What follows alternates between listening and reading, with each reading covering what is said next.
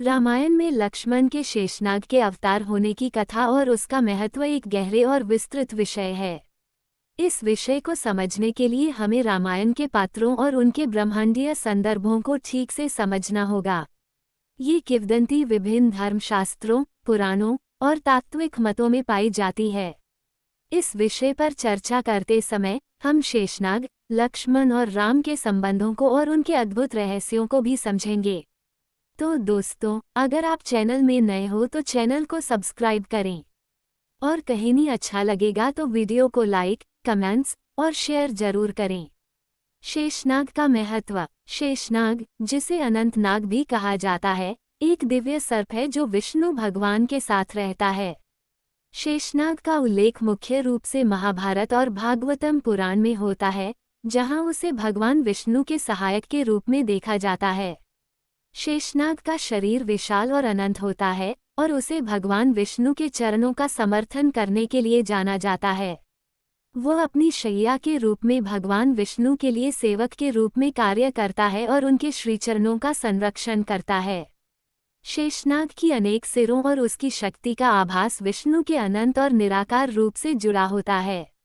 लक्ष्मण का शेषनाग के अवतार के रूप में जन्म। रामायण में लक्ष्मण का जन्म एक विशेष उद्देश्य और दिव्य कारण से हुआ था। माना जाता है कि लक्ष्मण का जन्म विष्णु के अवतार राम के सहायक के रूप में हुआ था।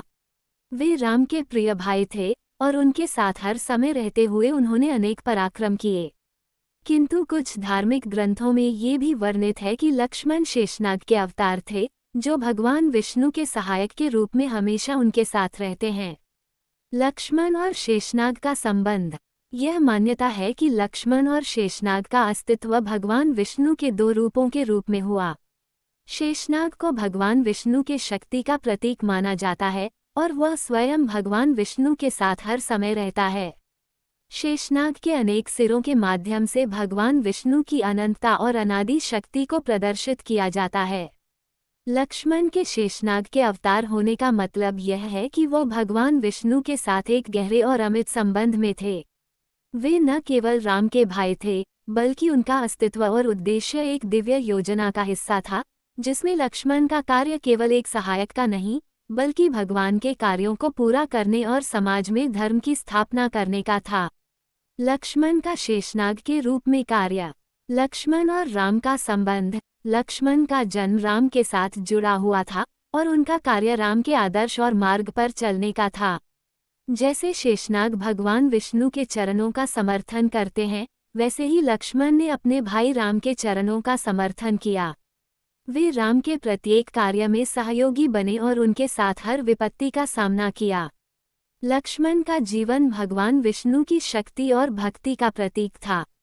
धर्म की रक्षा। लक्ष्मण के शेषनाग के रूप में अवतार होने से ये भी स्पष्ट होता है कि उनका कार्य केवल राम के सहायक तक सीमित नहीं था, बल्कि वे धर्म की स्थापना और रक्षार्थ कार्य कर रहे थे। शेषनाग का अनंत रूप और शक्ति दर्शाता है कि लक्ष्मण का उद्देश्य भी अनंत और शाश्वत था। अर्जुन का यश। शेषनाग का स्वरूप भी अर्जुन के साथ जुड़ा हुआ था, जिनका नाम कभी कभी लक्ष्मण से संबंधित दिखता है। लक्ष्मण का अस्तित्व शेषनाग के रूप में होने से ये दिखाता है कि वे पराक्रम और धैर्य के साथ राम के साथ हर मुश्किल का सामना करने में सक्षम थे। शेषनाग और लक्ष्मण के जीवन की समानताएं। वह शक्ति का प्रतीक थे। जैसे शेषनाग की अनंत शक्ति होती है, वैसे ही लक्ष्मण का जीवन भी शक्तिशाली था। वे न केवल शारीरिक रूप से बलशाली थे, बल्कि उनका मानसिक और आत्मिक बल भी अत्यधिक था।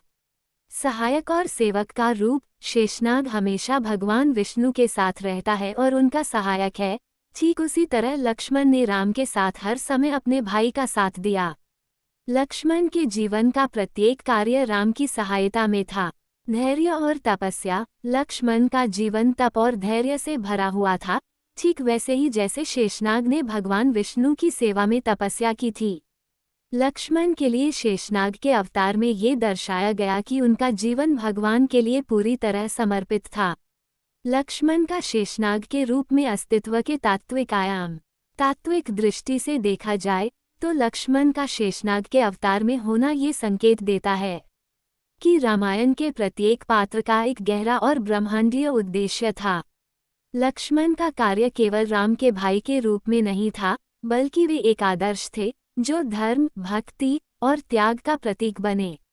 उनकी भूमिका में शेषनाग का अवतार होने से यह सिद्ध होता है कि उन्होंने न केवल अपने भाई का साथ दिया, बल्कि उन्होंने संसार में धर्म और सत्य की विजय के लिए अपने जीवन का बलिदान किया।